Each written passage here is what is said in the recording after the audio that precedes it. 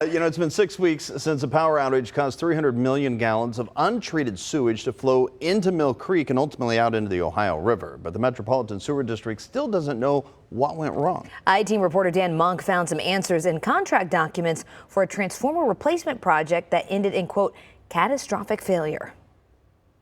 The E. coli levels were sky high. Dave Schmidt documented the damage after a transformer failed at the Mill Creek treatment plant on March 5th. The executive director of Mill Creek Alliance took water samples and drone shots of raw sewage that seeped into Mill Creek for days. There's always some E. coli in the stream, but usually it's at levels where we're at least close to meeting the recreational contact standards. This was many, many times higher throughout the following week. MSD called it a catastrophic failure in a letter to the Ohio EPA. 6 weeks after it happened, the plant is back to full capacity. But MSD is still weeks away from figuring out why its transformer failed about a month after it was installed. It's a critical process for the whole region. Marilyn Wall has been an MSD watchdog for decades. We need to understand what happened and how MSD is going to avoid this. Before this year, MSD used 2 transformers built in 1973 to share the plant's energy load. It planned to replace those units with new transformers in the same location. Behind me are 2 transformers here at the MSD treatment plant in Queensgate. The one in the distance is the new transformer. It failed March 5th, about a week after its backup was disconnected, so it could be replaced.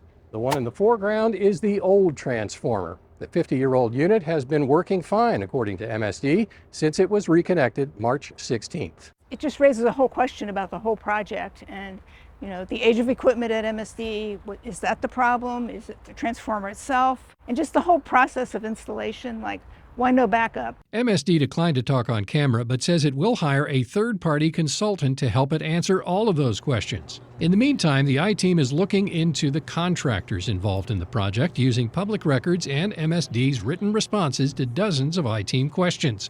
And it turns out Illinois-based Patrick Engineering was more than 5 months behind schedule on the $18.5 million project when the transformer failed. It's certainly very concerning because actually it was 2014 when MSD's report said that there were enough problems with the transformers and so on, and they needed to replace them. And so it's been a long delay just to even get started. Patrick Engineering was hired to lead the project in 2019, but 8 of the 14 people it identified as project leaders left the company by last fall, according to their LinkedIn bios. Patrick Engineering was acquired in January by an Italian company that referred our questions to MSD. Should MSD make its contractors responsible in some way? Well, I think there probably is a reason or a need to have the contractors responsible. One of Patrick's subcontractors told us the most likely cause was a manufacturing defect in the transformer. This document shows the transformer failed a factory stress test last April.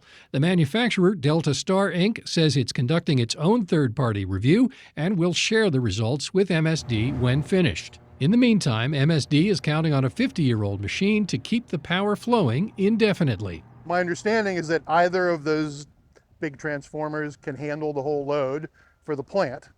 And it was working prior to the start of this replacement process. So, knock on wood, with one functioning transformer should be okay. But obviously there is a risk if something were to occur. Dan Monk, WCPO 9, I-Team.